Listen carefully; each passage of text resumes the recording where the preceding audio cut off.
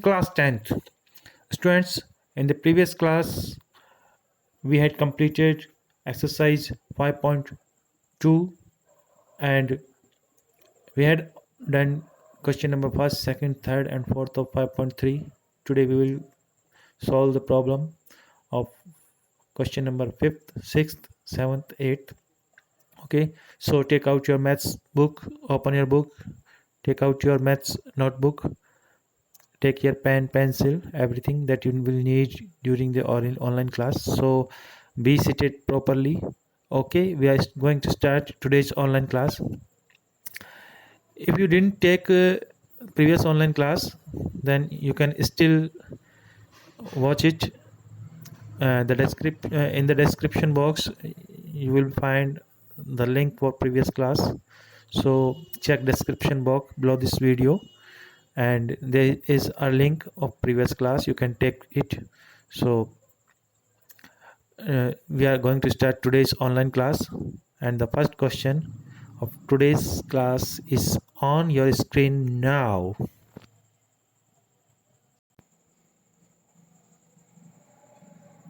And the question is, find the sum of 51 terms of an AP whose second term is 14 and the fourth and third term is 18. Okay, तो हमें एक AP का 51 term का sum find करना है. यहाँ हमें second term 14 given है और थर्ड टर्म 18 हमें गिवन है. ये देखिए,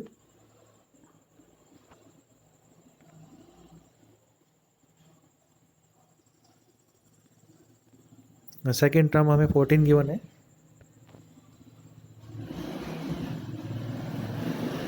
और थर्ड टर्म हमें 18 गिवन है.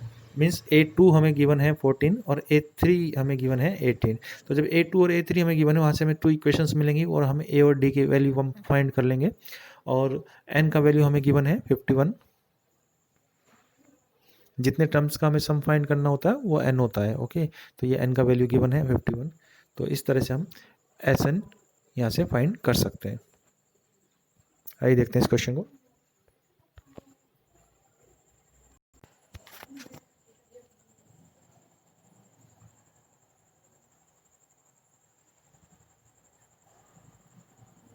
A2 इक्वल टू 14 गिवन है. A2 को हम लिख सकते हैं A प्लस डी.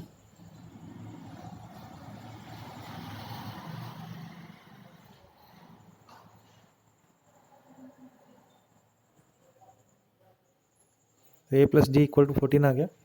A3 हमें 18 गिवन है.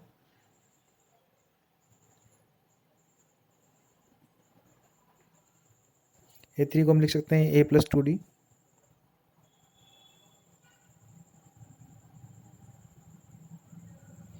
ओके, ये हमारे पास इक्वेशन फर्स्ट एंड सेकंड आ गई.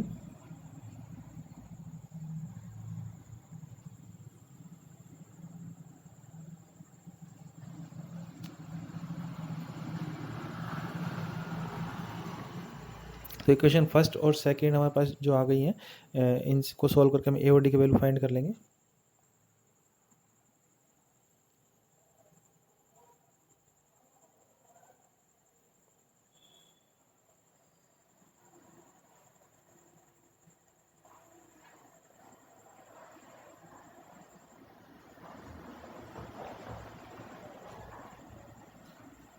जो कट रहा है उसको काट लेंगे.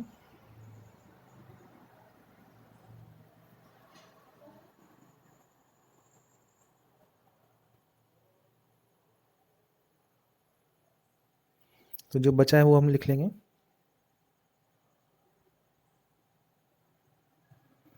Minus D equal to -4. Minus से माइनस कैंसिल हो जाएगा.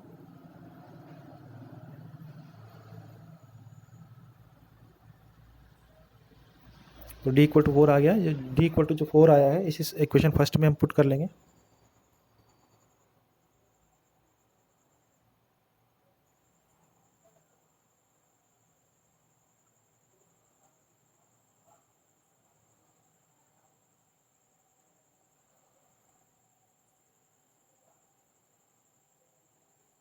इस तरह से हमारे पास ए का वैल्यू आ जाएगा 10.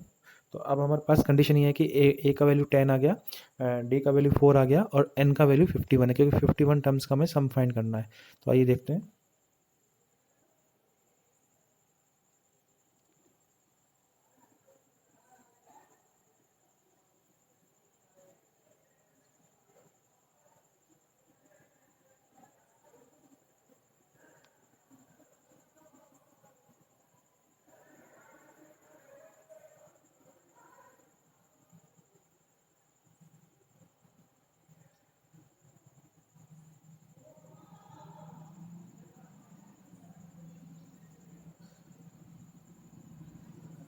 इस तरह से हम वैल्यूज़ पुट कर देंगे। एन का वैल्यू हमने 51 रख दिया। अब ए का वैल्यू रखेंगे। ए का वैल्यू हमारे पास है 10।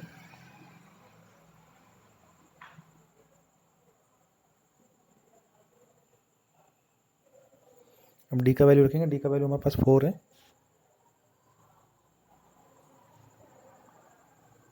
सॉल्व करेंगे इसे।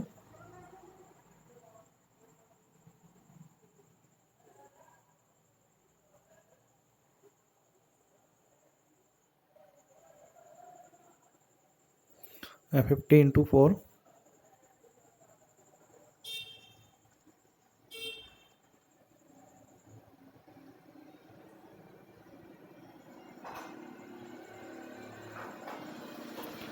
ओके, तो वो हो गया 200।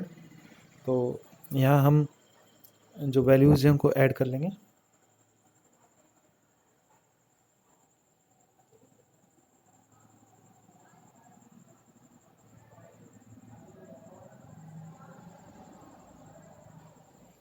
अब ये जो 2 है, इससे हम इसको कैंसिल कर देंगे, 220 को।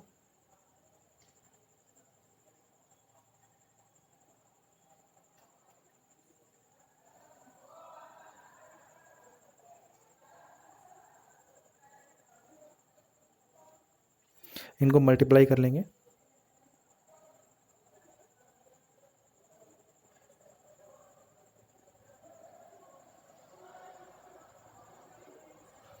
फाइव सिक्स वन जीरो इसका आंसर होगा क्वेश्चन का। ओके, आइए देखते हैं नेक्स्ट क्वेश्चन। तो ये 51 टर्म्स का सम होगा 5610।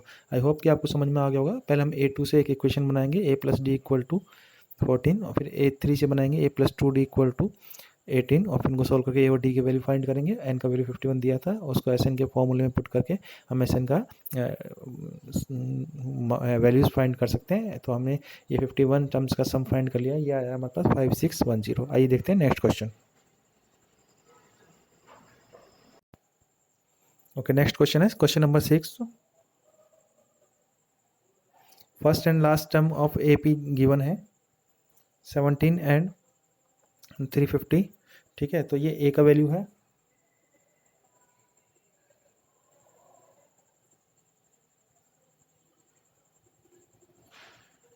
और ये 350 ए एन का वैल्यू है। ओके, कॉमन डिफरेंस 9 दे रखा है, तो ये डी का वैल्यू है।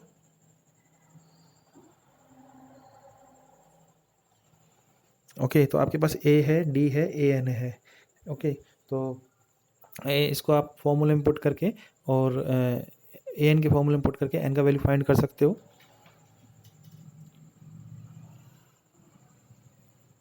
तो जितनी भी टर्म्स आएंगी उन टर्म्स का हम सम भी फाइंड कर सकते हैं। ये देखिए कैसे।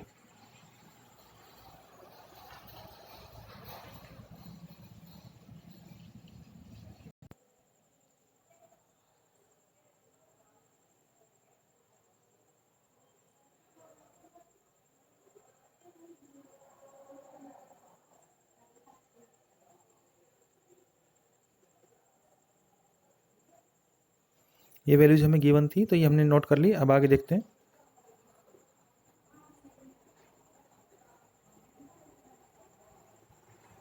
ए एन के नीचे इसका फॉर्मूला पुट कर देंगे।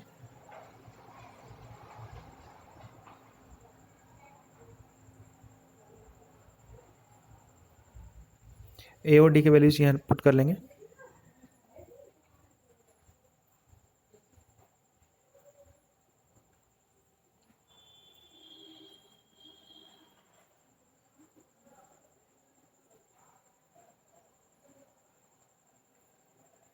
सेवेंटीन को ट्रांसपोज करेंगे, आगे चले जाएंगे, माइनस का हो जाएगा।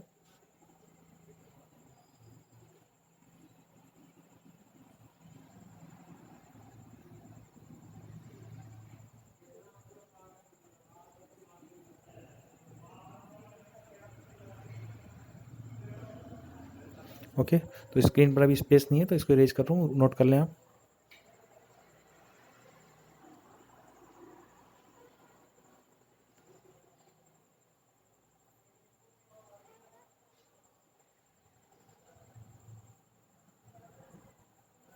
नाइन को जब आगे चले जाएंगे डिवाइड में जाएगा।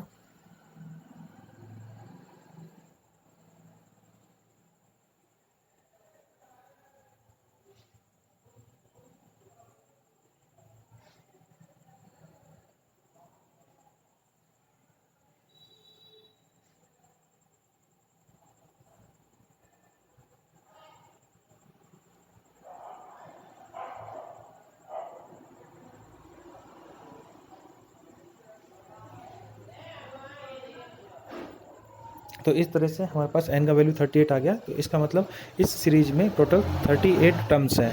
अब देखते हैं 38 टर्म्स का हमें सम फाइंड करना है।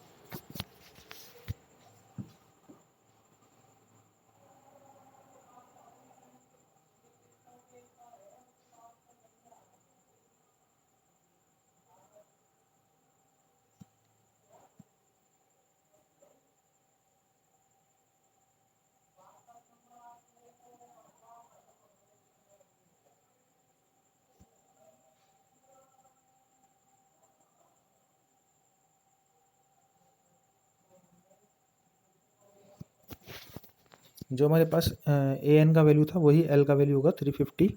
ओके,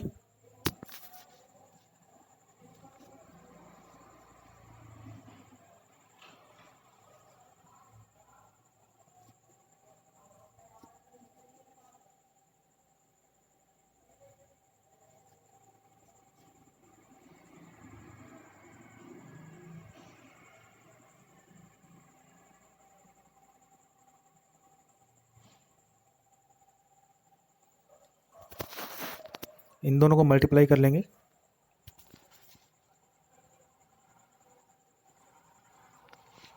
6973 यही आपका इसका सम होगा 38 टर्म्स का। ओके, आप इसे उस फॉर्मूले से भी निकाल सकते हैं n/2 bracket 2a + -1 into D. वो थोड़ा लंबा पड़ेगा, इसलिए हमने इस फॉर्मूले से इसको यूज़ करके दोनों तरह से निकाल सकते हैं। या जब हमें ए एन का वैल्यू दिया होता है तो हम इस फॉर्मूले का यूज़ करके बड़ी आसानी से निकाल सकते हैं। तो ये बड़ा आसान क्वेश्चन था। पहले हमने ए और डी के वैल्यू फाइंड किए, फिर हमने एस एन आराम से निकाल लिया। आइए देखते हैं नेक्स्ट क्वेश्चन, इसे आप नोट कर लें।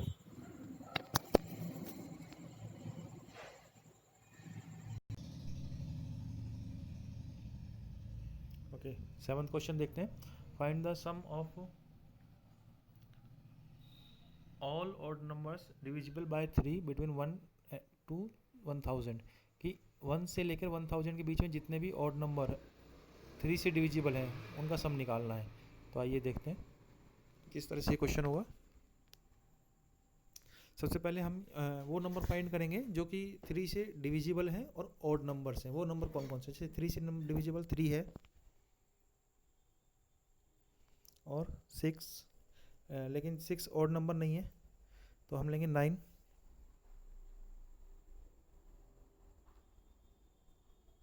अब 6 के डिफरेंस पर ही आते जाएंगे।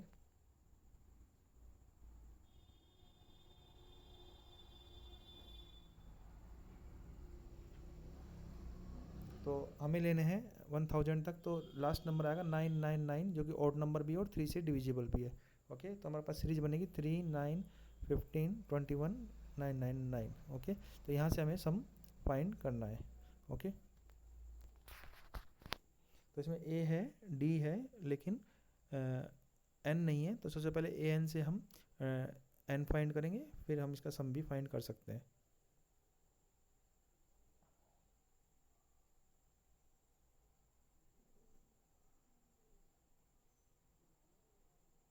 ये जो 999 है ये ए एन है। ओके, तो ये जो मैंने नंबर स्क्रीन पर आपको दिखाई दे रहे हैं, ये नंबर वो नंबर हैं जो 3 से डिविजिबल भी हैं और ऑड नंबर भी हैं और 1 से 1000 के बीच में है ये सभी नंबर।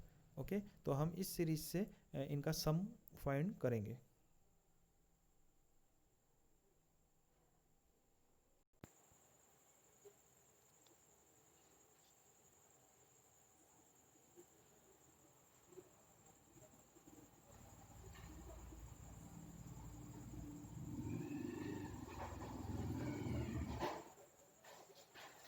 तो 3 से डिविजिबल सभी नंबर की सीरीज हमने लिख ली।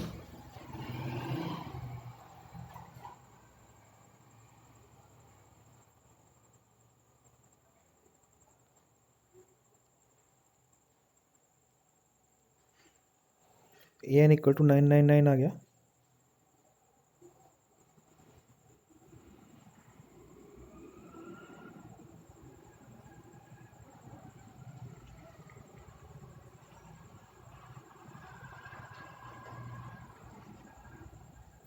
ओके, ए एन के नीचे उसका फॉर्मूला रख लिया है। अब ए और डी के वैल्यू रख देंगे।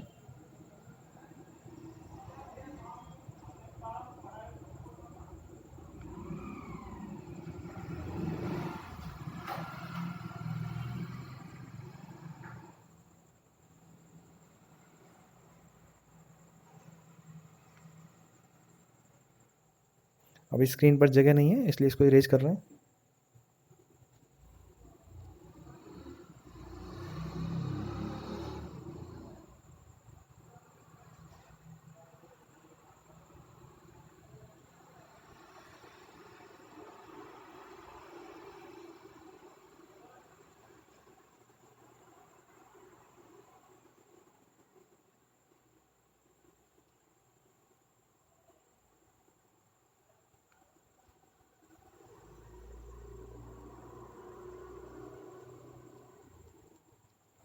तो इस तरह से हमने n इक्वल टू 167 निकाली, यानी 167 नंबर्स ऐसे होंगे जो 3 से डिविजिबल होंगे और ऑड नंबर होंगे 1 से 1000 के बीच में। अब इसका सम हम फाइंड करते हैं 167 नंबर का।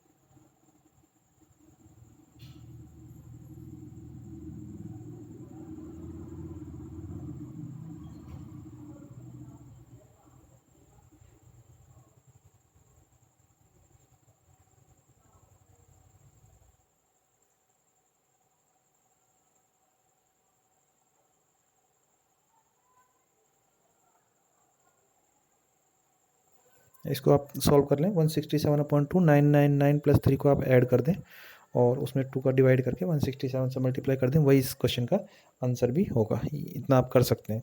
सबसे पहले 999 प्लस 3 को ऐड करें, उसमें 2 से डिवाइड करें और 167 से मल्टीप्लाई करें, वही इस क्वेश्चन का आंसर होगा। आइए देखते हैं नेक्स्ट क्वेश्चन।